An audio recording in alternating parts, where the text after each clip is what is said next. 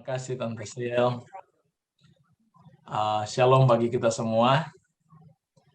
Selamat tahun baru. Saya sering salah. Kalau saya bilang tahun baru, seringkali saya bilang selamat ulang tahun. Tadi hampir keceplos juga bilang selamat ulang tahun.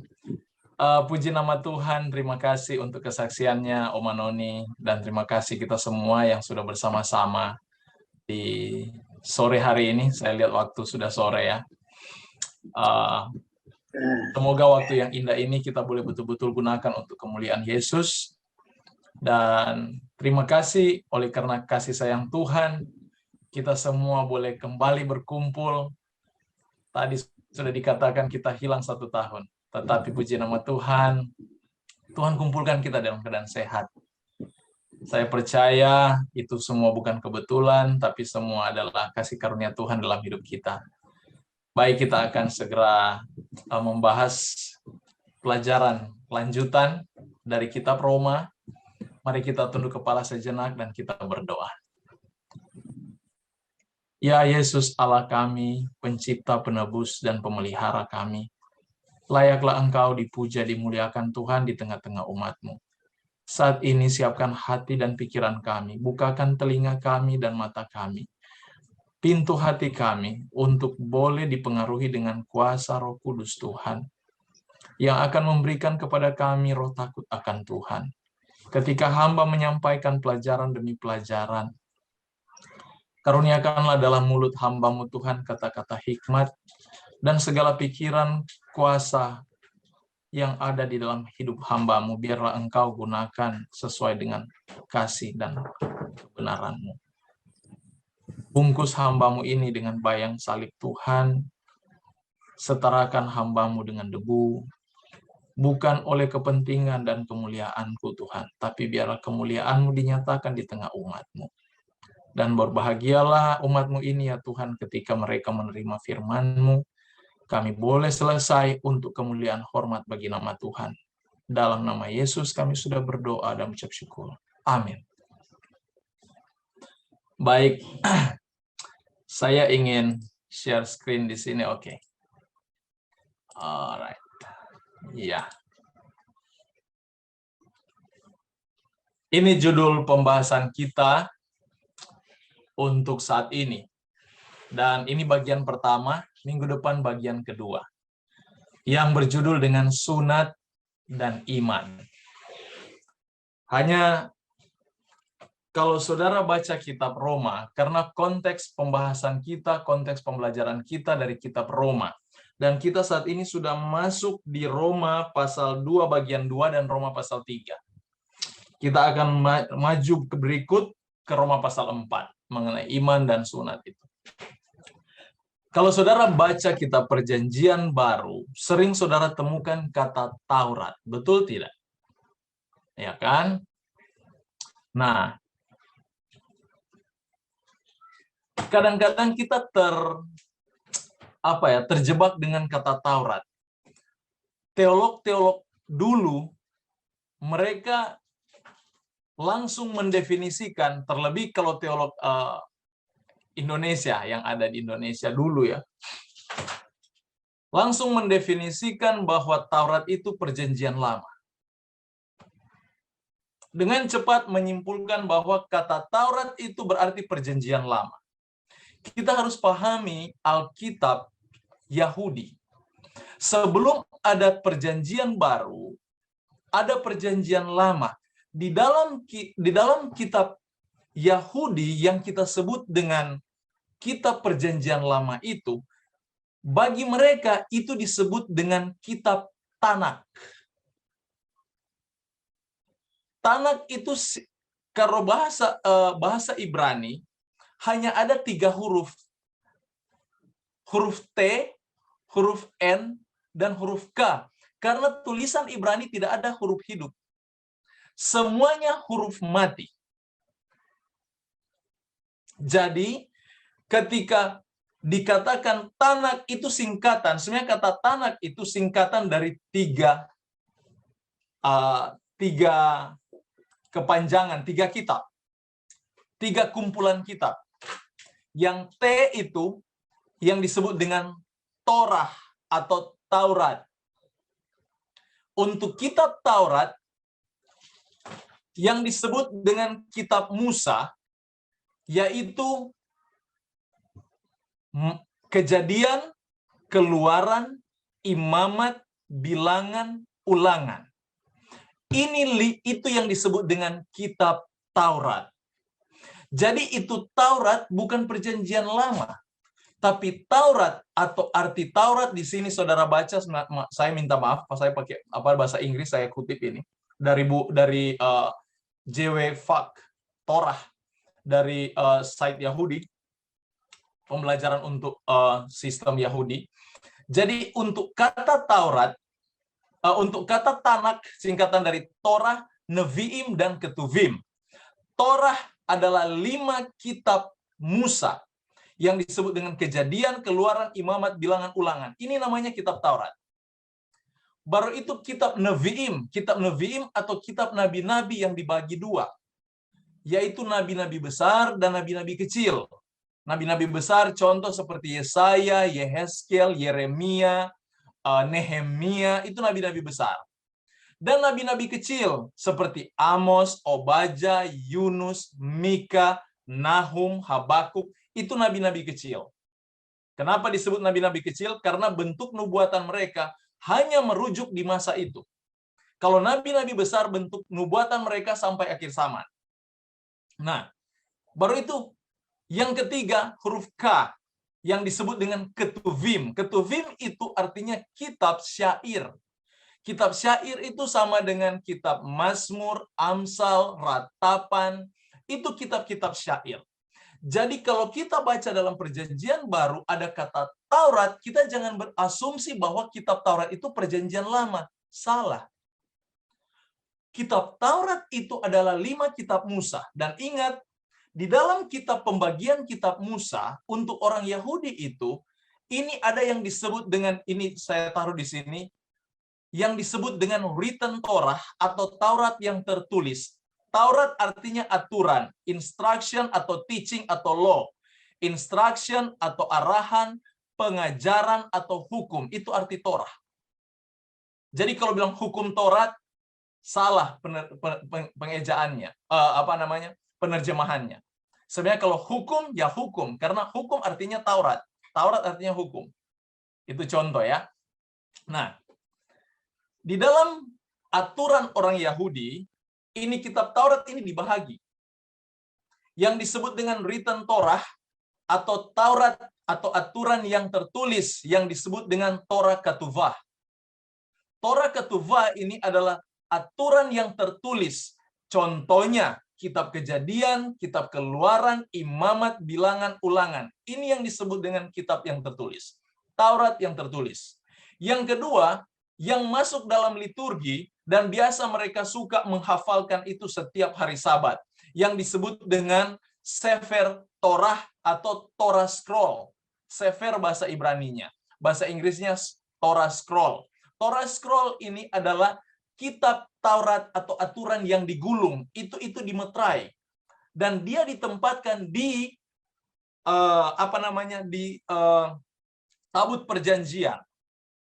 Ini tabut perjanjian, di sana Torah Scroll itu diletakkan. Jadi itu tidak bisa dibuka. Tetapi mereka sudah hafal. Mengapa? Itu Tuhan ada bacakan langsung di Gunung Sinai. Itu yang kita tahu di dalam kitab Keluaran pasal 20 dan Ulangan pasal 5. Itu 2 perjanjian, dua kitab yang mencatat mengenai written Torah atau Torah Ketuvah. Nah, kita mesti mengerti di sini. Saya senang untuk saya bagikan hal ini, supaya walaupun sama dengan Yesus katakan dalam Matius pasal 5:20, jika hidup keagamaanmu tidak melebihi ahli Taurat dan orang Farisi, engkau tidak layak bagi sorga. Jadi kalau hidup jemaat tidak melebihi pengetahuannya, tidak melebihi pendeta, saudara tidak layak bagi sorga. Jadi saya pun merasa berhutang dengan hal ini, saya harus kasih tahu semua ini, supaya kita mengerti. Jadi kalaupun saudara bisa belajar apa yang dipelajari oleh para teolog, itu lebih baik. dan itu menguntungkan iman kita masing-masing. Amin. Baik. Ini hanya pendahuluan dulu supaya kita tahu ketika kita lihat Taurat dalam kitab Perjanjian Baru, kita tidak kaget. Karena Paulus di dalam kitab Roma banyak menyinggung dengan kata Taurat. Nah, untuk yang ketiga, tadi itu yang disebut dengan Torah Ketuvah, ada Sefer Torah atau Torah Scroll. Itu yang ada di bilik Makudus di dalam Ka'bah. Nah, yang terakhir ada disebut dengan Oral Torah atau Torah yang hanya disebutkan itu bukan masuk di dalam penulisan Alkitab, tidak masuk dalam written Torah atau tidak masuk di dalam Ketuvah dengan Torah Scroll. Tapi dia masuk di dalam aturan di luar Alkitab ini. Jadi orang Yahudi, mereka buat pagar, aturan, sebelum melanggar apa yang tertulis di Alkitab ini, sebelum melanggar, langgar dulu yang disebut dengan Oral Torah, atau dalam bahasa Ibrani disebut dengan Talmud. Jadi Talmud ini adalah komentari, atau komen atau aturan yang berhubungan dengan Taurat yang tertulis. Itu yang saudara baca kalau di dalam kitab Matius, ya. Dalam kitab Matius pernah lihat cerita orang Farisi ada debat mengenai murid-murid Yesus yang memetik gandum pada hari Sabat. Ya kan? Itu mereka debat bukan berdasarkan tulisan yang ada di Alkitab. Mereka debat itu berdasarkan Talmud. Aturan yang dibuat yang melingkupi Taurat aslinya, tulisan aslinya. Jadi di dalam contoh, dalam 10 hukum, dia katakan, jangan ingat kuduskan hari Sabat, jangan bekerja pada hari Sabat. Saya permudah ini. Jadi jangan bekerja hari Sabat.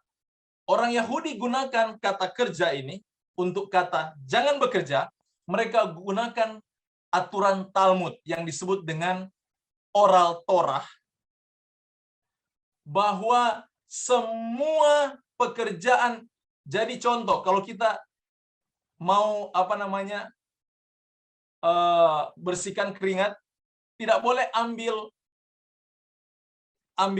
sapu tangan dari kantong. Terlalu jauh, ini bisa bekerja ini, menurut Oral Torah, Talmud. Jadi, gantung di sini, supaya dengan mudah langsung lap suar, keringat, kasih keluar keringat. Jadi tidak boleh dari kantong bawah. Ini bekerja namanya. Sama dengan gandum itu. Mereka debat karena murid-murid ambil gandum itu dan mereka kucek di tangan begini. Ini bekerja namanya. Itu tidak ada dalam aturan buku Musa. Kitab Musa yang disebut dengan written Torah atau Torah Ketuvah. Itu ada di Talmud. Nah, Talmud komentari ini dia juga bayangkan itu sudah ada aturan Talmud, di aturan itu ada komentarnya juga yang disebut dengan Rashi dan Ramban. Rashi dan Ramban ini pun ada dia punya suplemen. Memang complicated aturan orang Yahudi ini. Yang disebut dengan hukum Mishnah, Gemara, dan Rashi. Ini komentari mereka. Nah, saya mau bertanya. Di dalam catatan kitab Roma, Taurat mana yang Paulus rujuk? Jadi saudara sudah bisa melihat ya, ternyata Taurat itu banyak.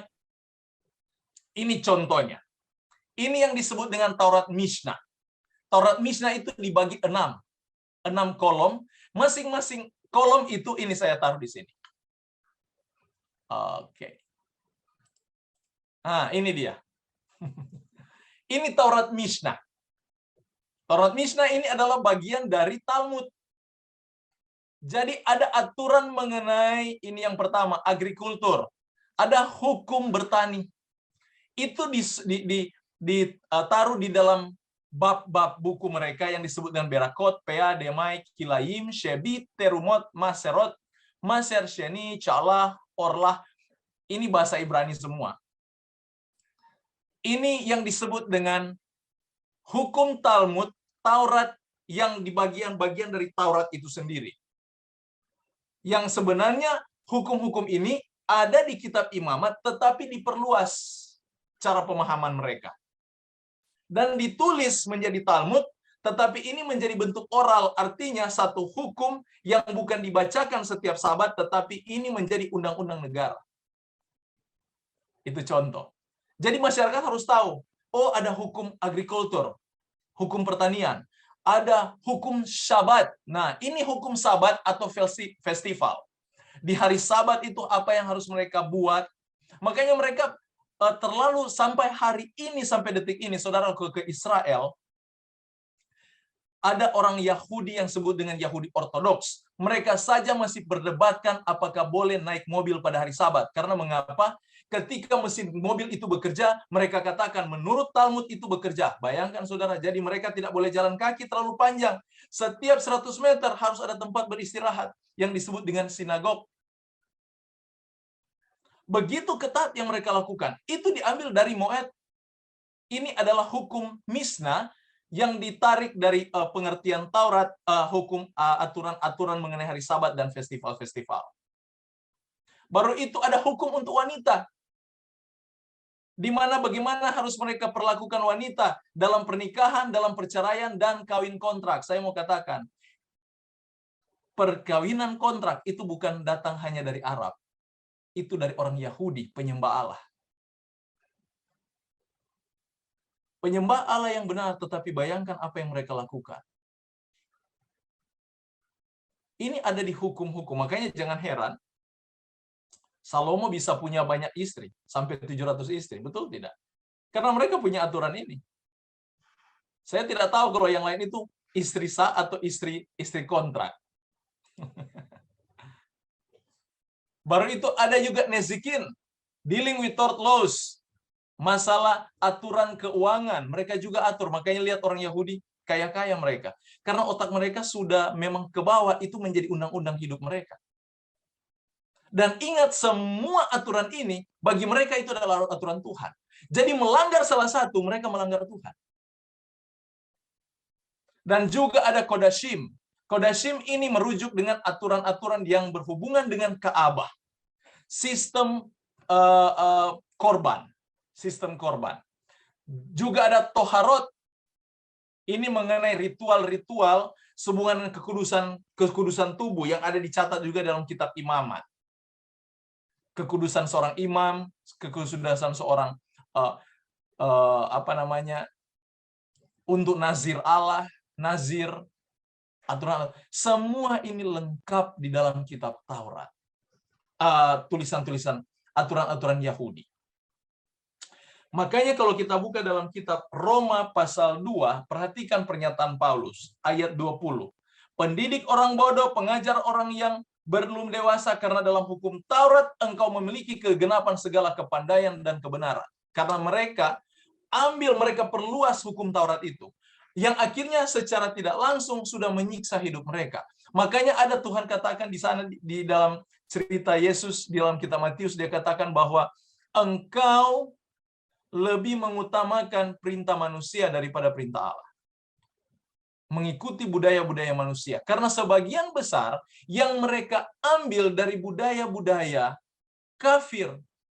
Salah satu contoh, mereka perdebatkan mengenai cuci tangan. Yang dalam bahasa ini yang Yesus katakan, bukan yang masuk yang menajiskan orang, tapi yang dikeluarkan dari mulut itu yang menajiskan orang. Itu masalah aturan yang mereka kutip dari orang Babel. Di mana orang kalau makan harus cuci tangan. Dan cuci tangan mereka, saudara, bukan cuci tangan seperti kita. Harus gosok-gosok. Tidak. Hanya celup di air dan angkat seperti ini. Dan biarkan air itu meleleh, itu sudah cuci tangan namanya. Masalah itu yang mereka perdebatkan. Sampai Tuhan katakan, bukan yang masuk yang menajiskan orang, tapi yang keluar itu menajiskan orang. Jadi dia bukan membahas mengenai makanan yang boleh atau tidak boleh. Dia bahas mengenai aturan-aturan ini. Taurat-Taurat yang mereka bentuk. Tetapi itu menjadi aturan hidup mereka dan Tuhan tidak persalahkan mereka. Asal mereka lakukan itu dengan setia, tetapi mereka bermain-main dengan hal itu. Itu yang menjadi masalah. Nah, sekarang datang kepada cerita sunat. Coba perhatikan di dalam kitab Kejadian pasal 17 ayat 1 sampai 14. Saya bacakan di sini. Ini cikal bakal Tuhan membentuk sunat. Dan ingat, sunat ini masuk di dalam aturan Taurat atau aturan Yahudi. Di mana Tuhan sendiri yang perintahkan, kalau ada umat, ada manusia, ada bangsa di luar bangsa Israel yang ingin masuk menjadi bangsa ini, menjadi bangsa perjanjian, menjadi umat perjanjian, maka mereka harus sunat. Ini perjanjian yang Tuhan katakan kepada Abraham. Perhatikan ini. Ketika Abraham berumur 99 tahun, maka Tuhan menampakkan diri pada Abraham dan berfirman padanya, Akulah Allah yang Maha Kuasa, hiduplah di hadapanku dengan tidak bercela. Perhatikan ini. Mengapa Tuhan awali perjanjian sunat ini dengan pernyataan ini? Hiduplah di hadapanku dengan tidak bercela. Pernah saudara perhatikan firman ini? Ketika Tuhan berbicara kepada Abraham, saya mau jelaskan sedikit. Coba buka di dalam kitab Kejadian pasal 16. Dalam kitab Kejadian pasal 16, saudara perhatikan perikop di sana. Di pasal 15, cerita mengenai Allah berjanji pada Abraham untuk mendapatkan apa? Seorang anak. Betul tidak? Dan perhatikan di dalam di ayatnya yang di pasal 15,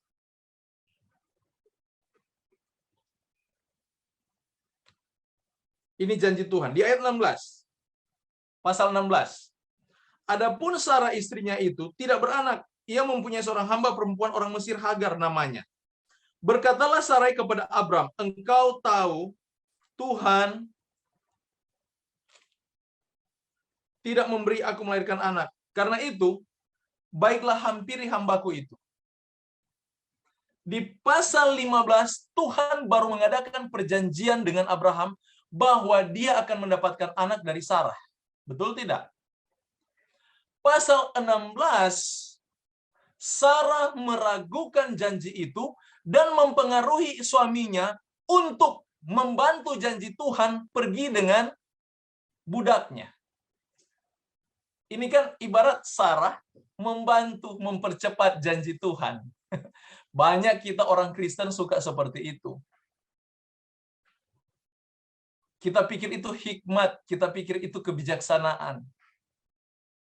Kita seolah-olah menolong Tuhan untuk mempercepat janji itu. Karena kita tidak sabar menunggu. Kita berdoa, Tuhan, tolong Tuhan, saya butuh mobil, contoh ya. Merujuk kepada cerita tadi mungkin, kesaksian dari Ibu Noni.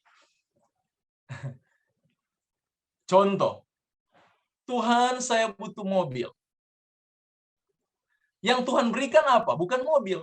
Dia berikan kita hikmat untuk mengatur uang supaya kita tahu menabung. Tapi karena tidak sabar, kita ambil kredit.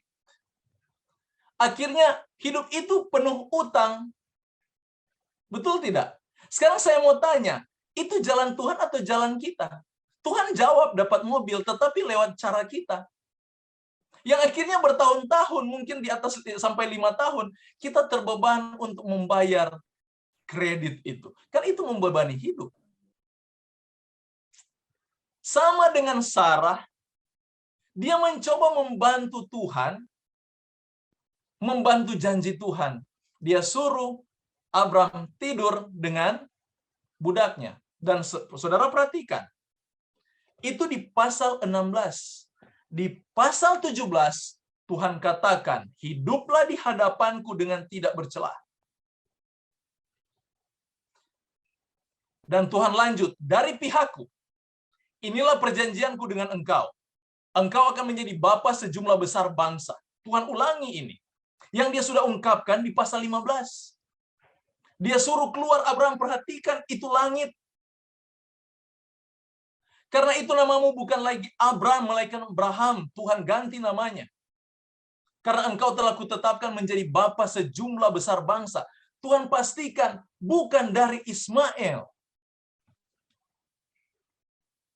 Aku akan membuat engkau beranak cucu sangat banyak. Engkau akan kubuat menjadi bangsa-bangsa. Daripadamu akan berasal raja-raja. Aku akan mengadakan perjanjian antara aku dan engkau. Keturunanmu turun-menurun menjadi perjanjian yang kekal. Supaya aku menjadi Allahmu, Allah keturunanmu. Kepadamu dan kepada keturunanmu akan kuberikan negeri ini yang kau diami. Sebagai orang asing, yakni seluruh tanah Kanaan, akan kuberikan menjadi milikmu untuk selama-lamanya. Dan aku akan menjadi Allah mereka. Dan ini pihak Tuhan, dia katakan, dari pihakku. Ini pihak Tuhan. Sekarang datang kepada pihak Abraham. Lagi firman Allah kepada Abraham, dari pihakmu, engkau harus memegang perjanjianku, engkau dan keturunan turun-temurun. Inilah perjanjianku yang harus kamu pegang. Perjanjian antara aku dan kamu serta keturunanmu, yaitu setiap laki-laki di antara kamu harus disunat. Itu menjadi tanda perjanjian antara aku dan kamu. Dikerat kulit katanmu. Saudara, dalam analisa teologi, beberapa komentar yang saya dapat. Sistem sunat ini sebenarnya kalau Abraham menurut dari pasal 15, sunat tidak ada. Mengapa? Ada pemahaman sama dengan 1/10. 1/10 itu adalah mewakili seluruh penghasilanmu. Jadi 1/10 bagian terkecil mewakili keseluruhan pendapatanmu. Sabat bagian terkecil yang mewakili 6 hari pekerjaanmu. Itu sistemnya. Demikian sunat, dia ambil sebagian kulit katan mewakili keseluruhan. Mungkin kedengaran congkak, tetapi saya mau katakan ini cara Tuhan berpikir, ini Tuhan ajarkan kepada Abraham. Sunat ini Tuhan seperti ngomong seperti ini. Abraham, ini kan karena tidak percayanya Abraham, sampai akhirnya dia pergi dengan siapa? Pergi dengan si budaknya Sarah. Hagar. Jadi seperti Tuhan katakan begini, Abraham, minta maaf kata ya, saya bukan bicara pornografi di sini. Potong semuanya, saya bisa hadirkan anak daripadamu. Jadi itu dia sunat, itu mewakili keseluruhan. Jadi dengan kata lain, tanpa sistem regenerasimu itu, saya bisa hadirkan anak dari kamu. Tetapi dia lakukan ini karena ketidakpercayaan Abraham. Makanya sunat ini ditandai mengenai akhirnya di dalam pengertian Paulus di dalam kitab Roma, dia rujuk kepada sunat hati, yang artinya yang paling penting adalah kepercayaanmu. Makanya di dalam kitab Roma ini akhirnya tanda perjanjian ini bukan dibatalkan secara rohani, tetapi diteguhkan secara rohani pun secara jasmani itu tidak menjadi masalah. Kalau ada yang ikut boleh, ada yang tidak masalah. Tetapi yang dia tuntut adalah kepercayaan. Jadi dasar sunat adalah kepercayaan. Makanya Paulus dia jelaskan itu di dalam kitab Roma yang kita akan lihat saat ini. Perhatikan. Dia katakan dalam Roma pasal 2, 25-27. Paulus katakan ini. Sunat memang ada gunanya jika engkau mentaati hukum Taurat. Tapi jika engkau melanggar hukum Taurat, maka sunatmu tidak ada lagi gunanya. Jadi jika orang yang tak bersunat memperhatikan tuntutan-tuntutan hukum Taurat, tidakkah ia dianggap sama dengan orang yang telah disunat? Jika demikian, maka orang yang tak bersunat tetapi yang melakukan hukum Taurat akan menghakimi kamu yang mempunyai hukum tertulis dan sunat, tapi yang melanggar hukum Taurat. Jadi dengan kata lain, Paulus menyatakan di sini, masih lebih penting penurutan hukum daripada sunat. Karena adalah kesia-siaan engkau sunat, tetapi engkau pelanggar. Engkau melanggar hukum Tuhan. Di ayat 24 sendiri, dalam pasal kitab Roma pasal 2 ayat 24, dia sendiri. Seperti yang tertulis, sebab oleh karena kamulah nama Allah dihujat di antara bangsa-bangsa lain. Karena pelanggaranmu terhadap hukum itu. Pelanggaranmu terhadap Taurat itu. Engkau melingkupi hukum itu dengan Talmud, tetapi engkau sendiri melangkahinya. Dan Paulus di dalam kitab Roma ini, dia menuntut akan kesetiaan umat kepada hukum-hukum Allah.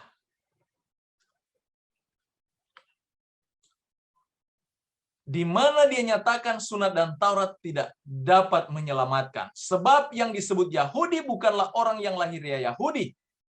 Yang disebut sunat bukan sunat yang dilangsungkan secara lahiriah.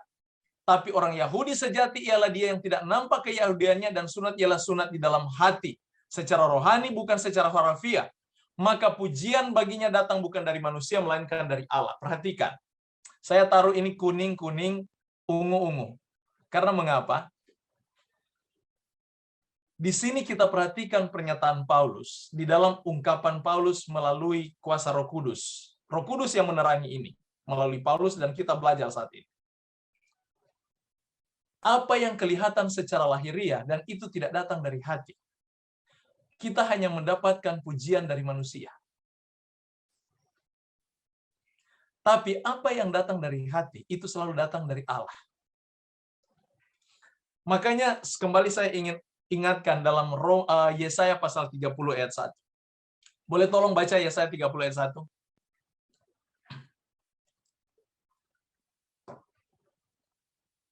Yesaya pasal 30 ayat 1.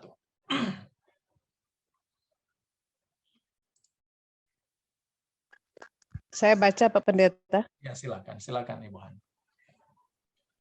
Firman Tuhan Yesaya 30 ayat 1. Celakalah anak-anak pemberontak, demikianlah firman Tuhan, yang melaksanakan suatu Bukan daripada suatu persekutuan yang bukan. rohku, dosa mereka bertambah-tambah. Demikianlah Terima firman. kasih Ibu Hani. Ya, jadi dia katakan celaka anak-anak pemberontak. Saya lanjut aja ya. Yang memasuki persekutuan yang bukan oleh dorongan roh. Karena yang akan diakibatkan dosa mereka bertambah-tambah. Saya mau tanya, dorongan roh itu datang dari luar atau datang dari dalam? Dari dalam. Dari hati. Jadi bayangkan saudara datang berkumpul di Bible study seperti ini. Datang di gereja. Datang di evangelisasi, kumpulan, ibadah. Tapi bukan oleh karena datang dengan kesungguhan hati ingin mencari Tuhan, saudara berbuat dosa bertambah-tambah. Karena Tuhan mau segala sesuatu itu dihasilkan dari hati. Kalau kita menolong, makanya sering, ini yang lalu saya pernah singgung. Yang membedakan orang Kristen dengan orang ateis. Dua-dua melakukan kebaikan. Saya mau tanya, apa orang ateis pernah menolong orang? Mereka menolong orang. Orang Kristen menolong orang? Kristen menolong orang. Tapi perbedaannya satu. Orang Kristen pastikan pertolongan yang saudara buat itu hasil dorongan Roh Kudus. Bagaimana kita tahu itu hasil dorongan Roh Kudus? Di mana ada roh, buah roh, apa buah roh? Kelemah lembutan, sukacita, iya kan? Jadi kalau sudah ada sukacita untuk memberi, menolong orang lain, itu dorongan Roh Kudus itu. Nah, beda dengan kalau ateis, dia itu memberi. Kalau dia tidak punya Roh Kudus, dia akan memberi hanya melihat bahwa mereka patut ditolong, dan pun kalau saya ada kesusahan, pasti mereka tolong. Bisa saja ke sana arahnya. Tetapi kalau dengan Tuhan, porsinya berbeda. Sama-sama menolong, tetapi dari Roh Kudus itu berbeda. Makanya, kalau kita menolong orang lain dan kita tahu pertolongan yang kita buat itu datang dari Roh Kudus, ini ayatnya. Kita mendapatkan pujian dari Allah. Jangan berharap pujian dari manusia, saudara. Kalau saudara melakukan kebaikan dan saudara tahu itu adalah hubunganmu dengan Tuhan, tidak dan jangan perlu menunggu orang puji. Berhenti itu. Kalau tidak, saudara kecewa. Kalau kita lakukan itu berdasarkan daging, saudara akan dipuji-puji itu. Pasti. Lakukan kebaikan berdasarkan daging, saudara akan dipuji. Makanya lihat banyak orang, menjadi donatur, sumbang gereja, sumbang ini, sumbang itu, dan angkat dada, senang sekali, dan mereka puji. Walaupun sedikit menolak pujian, tetapi watak mereka kelihatan, tidak dapat menyembunyikan hal itu. Tapi orang yang datang dari hati, dorongan Roh Kudus, dia tidak memandang satu pujian itu. Malah yang ada dia malu dan dia bersembunyi. Makanya ayat ini yang akan kena sama mereka. Apa yang diberikan tangan kanan jangan diketahui tangan kiri. Itu bukan hal yang dibuat-buat. Itu datang dari dalam. Artinya aturan itu didorong dari dalam hidup kita. Itu datang dari hati. Makanya Paulus di dalam ayat ini, dia rujuk kepada segala perbuatan Taurat, segala perbuatan aturan, hukum-hukum yang ada dicatat di dalam perjanjian lama sekali, di dalam kitab Musa, itu harus berlandaskan dari hati. Berlandaskan dari tuntunan roh. Bukan berlandaskan dari perbuatanmu yang dimana engkau berpikir dengan itu engkau diselamatkan. Orang Yahudi berpikir demikian. Mereka pikir dengan melakukan kebaikan, beramal, mereka akan diselamatkan. Sehingga menempatkan aturan itu lebih tinggi daripada kasih karunia Allah. Dan di dalam pemikiran itu, bagi Tuhan mereka salah. Perhatikan kealamian Tuhan dalam Roma pasal 3. Ini lanjutan terus ya. Kita baca terus lanjutan ini.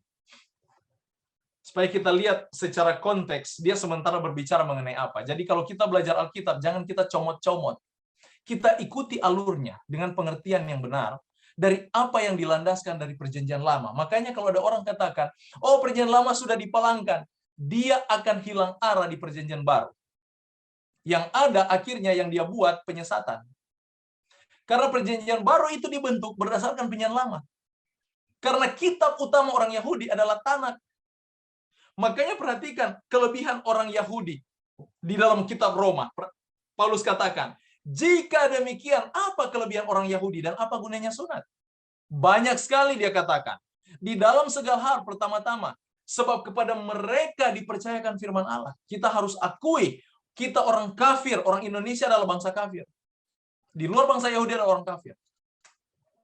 Dan apa yang kita sementara pelajari Alkitab ini adalah kitab orang Timur, orang Yahudi, yang berketepatan yang membawa ajaran pengenalan ajaran ini orang Eropa. Kadang-kadang kita orang Kristen sudah mengeropa-eropakan diri. Kita lupa budaya Alkitab adalah budaya Timur, budaya sopan santun, budaya etika. Itu budaya orang Timur. Bukan budaya telanjang seperti orang Eropa. Sampai kalau ke gereja pakai satu tali untuk perempuan, rok pendek. Itu bukan budaya Alkitab. Makanya saya ingat dosen saya dia katakan, mengapa Yesus lahir di Timur, di Israel? Dia tidak lahir di Barat. Waktu saya dengar itu, saya rasa unik ungkapan dosen saya itu. Dia katakan, karena budaya Timur itu memang sudah dilatih dari awalnya. Mereka itu adalah budaya moral. Bukan saya katakan orang Barat, orang bule tidak bermoral. Bukan demikian. Tetapi mereka ini tadinya orang Eropa itu adalah bangsa barbar. Bangsa yang tidak mengenal Tuhan sama sekali. Tapi dengan berkat Tuhan akhirnya melalui mereka juga Tuhan gunakan untuk menyampaikan pekabaran itu sehingga masuk di Indonesia. Dan saya senang, saya bangga sebagai orang Indonesia yang dihargai Tuhan, mengizinkan kita semua belajar firman-Nya, mengenal latar belakang. Jadi orang Yahudi dia katakan, kepada mereka pertama-tama itu firman Allah dipercayakan. Jadi mau tidak mau kalau saudara baca Alkitab, ungkapan-ungkapan yang ada di sana melatar belakangi budaya mereka. Makanya komplit kita kalau kita belajar Alkitab dan kita kenal budaya Yahudi. Kita akan mengenal, kita akan tahu. Dan kita lebih senang melihat bagaimana Tuhan terlibat di dalam budaya manusia. Yang walaupun budaya manusia itu tidaklah sempurna, tetapi Allah yang maha baik, dia mau menundukkan kepalanya untuk menjamah setiap hati manusia dengan cara berpikir manusia. Walaupun kita berdosa, dia tidak mau tinggalkan kita. Malah Yesus mati di saat tingkat keberdosaan manusia itu pada puncaknya. Dan dia mau mati. Sedangkan kita orang Kristen mengaku pengikut Tuhan sudah tidak mau berdekat dengan orang berdosa. Orang salah kita kata-katain, kita hina, kita kucilkan. Saudara, itu bukan Kristen. Orang Kristen mereka harus menundukkan kepala mereka untuk dapat membujuk setiap hati yang berdosa supaya kembali kepada Tuhan. Sama dengan saudara dan saya dipanggil Tuhan untuk Tuhan membujuk kita supaya kita boleh bertobat. Kita meninggalkan cara berpikir yang salah, meninggalkan cara hidup yang salah, perkataan yang salah. Kita tinggalkan semua itu. Allah memanggil kita untuk itu. Demikian orang-orang berdosa yang lain. Tuhan mau kita yang memanggil mereka. Jadi, bagaimana jika di antara mereka ada yang tidak setia? Dapatkah ketidaksetiaan itu membatalkan kesetiaan Allah? Sekali-kali tidak. Sebaliknya Allah adalah benar dan semua manusia pembohong seperti ada tertulis. Supaya engkau ternyata benar dalam segala firman-Mu dan menang jika engkau dihakimi. Coba bandingkan ayat ini dalam 2 Timotius pasal 2 ayat 13. Tolong bacakan 2 Timotius 2 ayat 13. Jadi dengan kata lain, Tuhan tidak membatalkan janji dia dengan orang Yahudi. Dia tidak membatalkannya. Malah sampai sekarang orang Yahudi diberkati. Sampai detik ini, mereka tetap diberkati. Penemu atom, penemu balon lampu, itu peranakan Yahudi semua. Semua fasilitas yang hebat-hebat, sistem perekonomian, World Trade Center, 2 gedung kembar yang dihancurkan 2011 kemarin. Paling banyak di situ orang Yahudi. Jadi kalau orang bule, dia bilang, saya dari New York. Satu kali saya waktu di sekolah, ada orang bule datang melamar untuk bekerja. Dan saya bercakap-cakap dengan dia. Waktu saya tanya, kamu dari mana? Dia bilang, saya New York. Saya bilang, kamu Yahudi ya? Dia kaget. Saya bilang, karena saya tahu, 80-90% penduduk New York itu orang Yahudi. Dan dia bilang, iya, oma opa saya Yahudi. Saya bilang, tidak usah takut. Kalian tidak Jadi saya bercakap dengan dia dan akhirnya kami bersahabat. Walaupun dia sudah menjadi Muslim, tapi orang Yahudi. Orang-orang New York. Yang memegang perekonomian dunia mereka. Kita tidak dapat pungkiri itu. Jadi dengan kata lain, apa yang difirmankan? Bahwa mereka ini Tuhan tidak lepas perjanjian. Ada dengan mereka sampai saat ini. Walaupun kepercayaan untuk Tuhan percayakan mereka menjadi penginjil, sebenarnya bangsa ini dibentuk supaya menjadi berkat bagi segala bangsa. Itu kan yang dikatakan kepada Abraham. Engkau akan menjadi berkat bagi segala bangsa. Dengan kata lain, dengan hidupmu, orang bangsa-bangsa lain akan diberkati, mereka dapat memperoleh keselamatan. Tapi mereka gagal dalam misi itu. Tetapi berkat yang mereka peroleh dalam hal kehidupan material dan sebagainya tidak pernah hilang dari mereka. Mereka tetap menjadi satu bangsa yang kuat. Sampai detik ini tidak ada satu bangsa dapat taklukkan mereka. Malah sistem yang terbesar, sistem untuk militer, semua belajar dari Israel. Oke, coba tolong baca 2 Timotius 2:13. Saya baca ya Pak Pendeta. Ya, silakan Ibu Jonita. Jika kita tidak setia, dia tetap setia, karena dia tidak dapat menyangkal dirinya. Amin. Saudara lihat, saudara walaupun tidak setia, Tuhan tetap setia. Beberapa hari lalu, air mata saya keluar. Saya menangis. Saya tahu hidup saya tidak benar.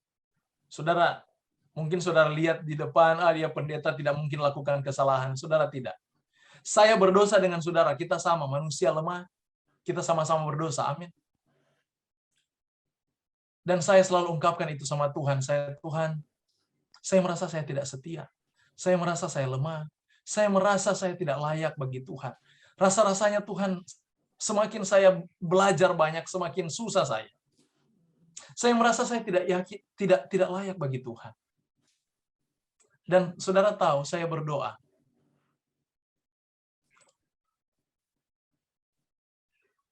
Ada satu tanda saya minta sama dia. Itu hal yang paling impossible, hal yang tidak mungkin itu akan terjadi. Saya berdoa. Saya katakan begini, Tuhan, saya ungkapkan saja di sini ya. Beberapa hari yang lalu, saya memarahi anak saya. Karena dia melakukan kesalahan yang fatal. Anak laki-laki saya yang sulung. Singkat cerita, dia meninggalkan rumah. Di dalam mental seperti itu dia meninggalkan rumah. Saya mau katakan anak saya yang sulung mentalnya tidak lengkap. Bukan karena dia idiot, tidak. Dia bukan idiot. Dia biasa, normal, seperti biasa. Hanya di dalam segala pemahaman, dia tidak sempurna dalam akademis. Dan dia, karena saya marah, dia tinggalkan rumah. Saya cari setengah hari, ada sekitar 3 jam, saya keliling kompleks, semua saya cari. Teman-temannya saya sampai sewa, tolong temukan dia. Tidak ada. Semua melapor, Pak, tidak ada. Saya menyendiri, Mak. Pada hari itu, saya menyendiri, saya berdoa. Doa saya seperti ini, Tuhan, saya tahu saya tidak setia. Saya sudah marahi anak saya berkata kasar sama dia, saya melakukan hal yang tidak baik. Kalau Tuhan, kalau saya masih mendapatkan kasih karunia di mata Tuhan, saya katakan, pulangkan anak saya. Dan akhirnya saya tetap menjalankan kewajiban, saya pergi, ada undangan untuk pimpin ibadah, tetapi di ibadah situ pun saya berdoa terus. Saya katakan sama istri, kalau anak saya pulang, tolong WA saya. Dan waktu saya sampai di sana, istri saya sudah katakan, dia sudah pulang. Hati saya bersukacita karena di sini ayat ini saya dapat. Saya tidak setia, tapi Tuhan tetap setia. Apa yang saya minta, Tuhan jawab. Anak saya bisa pulang. Dan akhirnya saya berlaku baik dengan dia. Sampai saat tadi, saya melakukan baik. Saya tidak mau dan kita belajar pagi untuk mengajarkan bahwa Allah itu pengasih. Dan saya ajarkan mereka, saya katakan kalau Dedi jahat, Allah tidak ada dengan Dedi. Karena Allah itu baik. Jadi saya mencerminkan itu. Dan saya belajar dari orang Yahudi, anak pertama kali bertumbuh, mereka yang ditekankan kepada mereka adalah kejujuran. Orang Yahudi punya sistem ajaran. Jangan berdusta, karena itu akan mempengaruhi yang lain. Jangan berdusta, belajar jujur. Jadi ayat ini menguatkan sifat Allah itu. Paulus mengungkapkan peristiwa ini untuk menyatakan bahwa sebenarnya dalam konteks ayat ini, dia sementara menyatakan bahwa tidak ada satupun manusia yang benar, satupun tidak. Apapun yang kita lakukan tidak ada yang benar. Tapi hanya Allah yang benar. Perhatikan, bandingkan dengan ayat ini. Dalam Roma pasal 3, 9-20. Ini kealamian kita manusia. Dia katakan, jadi bagaimana? Adakah kita mempunyai kelebihan daripada orang lain? Sama sekali tidak. Sebab di atas telah kita tuduh baik orang Yahudi maupun orang Yunani, bahwa mereka semua ada di bawah kuasa dosa, seperti ada tertulis. Tidak ada yang benar seorang pun, tidak ada seorang pun yang berakal budi, tidak ada seorang pun yang mencari Allah. Semua orang telah menyeleweng, mereka semua tidak berguna, tidak ada yang berbuat baik, seorang pun tidak. Kerongkongan mereka seperti kubur yang ternganga-nganga, cuma suka makan, makan, dan makan. Kesukaan mereka hanya sampai dimakan. Makanya lihat, orang-orang kafir senang dengan pesta pora. Orang-orang yang tidak kenal Tuhan. Lidah mereka merayu-rayu, penuh dengan rayuan. Bibir mereka mengandung bisa. Mulut mereka penuh dengan sumpah serapah. Kaki mereka cepat untuk menumpahkan darah. Keruntuhan dan kebinasan mereka tinggalkan di jalan mereka, dan jalan damai itu tidak mereka kenal. Rasa takut kepada Allah tidak ada pada mereka itu. Karena semua orang telah berbuat dosa dan telah kehilangan kemuliaan Allah. Oleh kasih karunia telah dibenarkan dengan cuma-cuma karena penebusan dalam Kristus Yesus. Saudara, perbandingan antara manusia dengan Allah beda jauh. Allah itu setia, karena dia tidak dapat memungkiri karakternya, dia tidak dapat memungkiri kealamiannya. Kealamiannya adalah kasih. 1 Yohanes pasal 4 katakan, Allah itu adalah kasih. Jadi kealamian ini tidak dapat dipungkiri. Ketika manusia jatuh dalam dosa, kealamian kita sepenuhnya berdosa, tidak dapat melakukan kebaikan. Makanya kebaikan yang kita lakukan itu menjadi sia-sia semuanya. Mengapa saya katakan sia-sia? Karena kebaikan itu tidak dapat membayar dosa. Kebaikan yang kita lakukan tidak dapat membayar pelanggaran kepada Allah. Saya mau tanya, ini kalau kita pikir bodoh-bodoh ya, saya hanya berpikir bodoh-bodoh ini. Cerita pertama manusia menerima dosa di cerita mana ya? Cerita yang mana? Pertama manusia menerima dosa. Di Taman Eden. Taman Eden. Masalah apa? Mengambil buah dan memakannya, iya kan? Ya. Melanggar, memakan buah pengetahuan. Oke, dapat di sini. Perhatikan. Ketika mereka sudah melanggar apa yang Tuhan buat, keluarkan dari Taman Eden. Pelanggaran mereka hanya satu. Memakan buah pengetahuan. Dan dari peristiwa ini, dosa ini dibentuk. Makanya perhatikan. Ketika kita tidak bersinah, apakah itu dapat membayar pelanggaran tidak makan buah? Kita bertobat karena tidak bersinah. Contoh, jangan bersinah. Oke, saya tidak bersinah. Apakah tidak bersinah dapat membayar tidak makan buah? Ini kita pikir bodoh-bodoh ini. Tidak kan? Yang sebenarnya kalau Tuhan bisa buat pembayaran, oke Tuhan ulangi. Kasih kembali lagi dari awal, ya kan? Supaya tidak dimakan buahnya. Karena sebenarnya pelanggaran itu kan karena makan buah. Jadi sebenarnya kalau kita tidak makan buah, itu tidak melanggar. Betul tidak? Kita tidak berdosa kalau kita tidak makan buah. Sebenarnya di situ kan. Cuma kan peristiwa ini sudah tidak diulangi lagi. Betul tidak? Peristiwa ini kan sudah selesai. Selesai mereka makan buah, Tuhan keluarkan dari Taman Eden. Dan ini selesai. Tetapi benih dosa itu, apa yang dilakukan pelanggaran itu, dia bertumbuh di luar. Makanya semua perilaku yang dilakukan, kebenaran kebaikan yang dilakukan, itu tidak dapat membayar pelanggaran yang di Taman Eden. Yang bisa membayar itu hanya darah Yesus. Hanya Yesus. Makanya dia katakan, oleh kasih karunia telah dibenarkan dengan cuma-cuma karena penebusan dalam Kristus Yesus. Karena secara bodoh-bodoh, sebenarnya Tuhan harus kembalikan kita ke Eden dan kita tidak makan buah lagi. Sebenarnya harus begitu kan? Tetapi itu tidak boleh terjadi. Tidak bisa terjadi. Apa yang sudah dialami itu sekali untuk selamanya. Kesempatan itu selalu Tuhan datang sekali, Tuhan berikan sekali. Tidak akan kedua kali. Makanya pun di dalam kehidupan kita yang berdosa ini, seringkali kesempatan itu Tuhan berikan kepada kita, tetapi kalau kita tidak tekun, kita tidak peka, kesempatan itu bisa menciptakan dosa yang baru kalau kita lalaikan. Namun semua ini hanya boleh dapat dibayar dengan darah perjanjian. Makanya di sini dia katakan, apa menjadi kelebihan kita? Tidak ada. Saudara boleh menjadi seorang penyumbang hebat. Separuh hidupmu boleh engkau berikan kepada Tuhan, tetapi semua itu tidak menjadi jaminan bahwa engkau akan ke surga.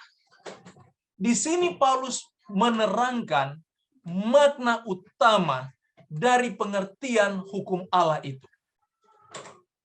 Jadi dengan kata lain, bukan oleh perbuatan kita itu dimenangkan, bukan oleh perbuatan kita itu diselamatkan, tetapi keselamatan itu adalah kasih karunia Allah, inisiatif Allah sendiri untuk menyelamatkan kita dengan cara Dia. Cara satu-satunya adalah anaknya satu-satunya, anaknya yang tunggal harus mati bagi kita. Itu cara Allah. Itu inisiatif Allah. Dan Tuhan ingatkan, jangan kamu berbuat dosa lagi ya. Jadi kita tidak melakukan dosa, kita meninggalkan dosa, kita melakukan hukum Tuhan, bukan supaya diselamatkan, tetapi menghargai penebusan itu. Penurutan yang saudara buat dengan saya saat ini bukan untuk keselamatanmu, tetapi untuk menghargai penebusan Yesus. Demikian pengertian yang Tuhan arahkan melalui Paulus dalam kitab Roma.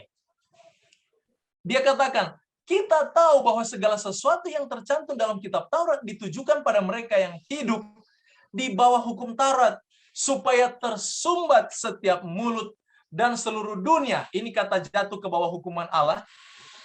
Sebenarnya terjemahannya bukan ini. Terjemahannya may become guilty before God. Jadi, dia katakan, dan seluruh dunia akan menjadi merasa bersalah di hadapan Tuhan.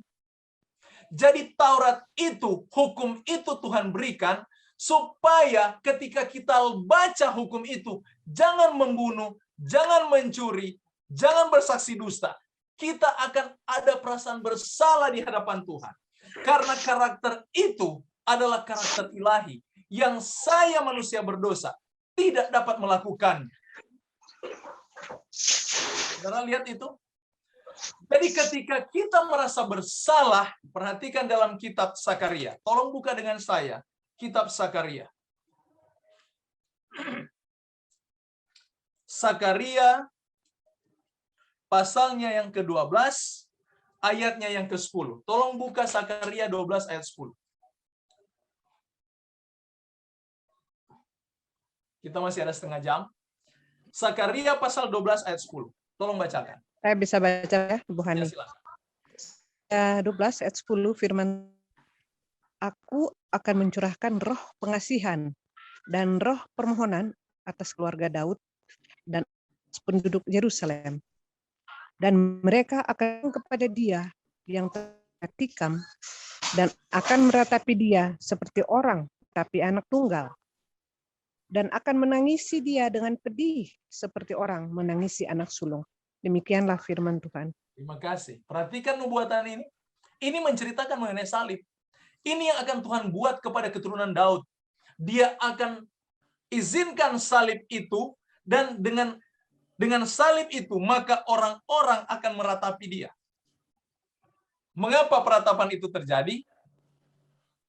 Karena perasaan bersalah. Tuhan ingin menggugah hati kita dengan cinta. Jadi semakin kita perhatikan salib, kita makin belajar mengenai salib. hati kita akan tergugah oleh cinta akan Tuhan. Sehingga di dalam kitab 1 Korintus pasal 1 ayatnya yang ke-18. 1 Korintus 1:18. Sebab pemberitaan salib memang adalah kebodohan bagi mereka akan binasa. Tapi bagi kita yang diselamatkan, pemberitaan itu adalah kekuatan Allah. Akhirnya salib itu menjadi kekuatan Tuhan karena kita sudah datang kepadanya dengan perasaan bersalah ketika kita melihat tuntutan hukum Tuhan bahwa kita harus menjadi seperti hukum itu. Kita harus menjadi karakter seperti itu. Kita bandingkan karakter itu dengan Yesus, bahwa karakter itu adalah Yesus sendiri. Membandingkan karakter itu dengan karakter kita yang jahat. Kita datang dengan penyesalan kepadanya. Dengan ratap tangis. Saudara, kalau belum pernah menangis oleh karena dosa, saudara tidak akan pernah berubah. Kalau saudara hanya berdoa dan katakan, Tuhan ampuni dosa saya sudah mencuri. Hanya sampai situ, saudara akan menjadi pencuri lagi. Kecuali saudara datang dengan penyesalan, dengan tangisan air mata, menyesali perbuatan itu, maka Roh Kudus akan bekerja, membuat engkau jijik terhadap pencurian itu. Tugas Roh Kudus adalah membuat orang merasa jijik dengan dosa. Mengapa banyak orang Kristen katakan, saya masih bergumul dengan dosa pendeta? Bukan bergumul dengan dosa, karena mereka mencintai dosa. Kalau kecuali kita sudah berpaut kepada salib itu, berpaut dengan sungguh, dengan tetesan air mata, menyesali perbuatan-perbuatan kita, maka kuasa Roh akan menguatkan, memetraikan komitmen kita saat itu. Untuk kita merasa jijik dengan dosa itu. Karena itu tugas ilahi. Itu tugas Tuhan untuk menyempurnakan hukum itu di dalam hati kita. Yang dimeterai dengan Roh Kudus. Jadi karakter yang kita peroleh dari pengetahuan hukum itu akan dimeterai oleh Roh Kudus. Karena kita berubah bukan oleh karena kemampuan, tetapi berubah oleh karena penyesalan. Penyesalan terhadap apa? Penyesalan terhadap tingkah laku yang jahat yang kita sudah lakukan itu berkali-kali. Yang sudah hidup dengan hal itu bertahun-tahun. Tapi oleh anugerah Yesus saya melihat, Yesus bisa melepaskan saya dari itu. Jadi dengan kata lain, ini hubungan, ini yang disebut dengan kasih karunia. Ini yang disebut dengan pembenaran oleh iman. Jadi kita dibenarkan bukan oleh karena perbuatan. Tetapi kita dibenarkan oleh karena salib. Namun perbuatan itu adalah bukti penghargaan kita terhadap salib itu. Sebab tidak seorang pun yang dapat dibenarkan di hadapan Allah oleh karena melakukan hukum Taurat. Karena justru oleh hukum Taurat orang mengenal dosa. Kita dipanggil untuk menghargai salib. Kitab Roma adalah kitab yang mengajak umat mencintai Tuhan. Mencintai salibnya. Mencintai pengorbanannya dengan segenap hati. Kitab Roma mengajak kita untuk menyesali perbuatan-perbuatan kita yang jahat. Pelanggaran-pelanggaran yang kita lakukan. Dan biarlah Roh Kudus yang akan memetraikan itu dalam hidup kita. Hari ini sampai selamanya. Saya bawa dalam nama Yesus. Amin. Amin. Puji Tuhan.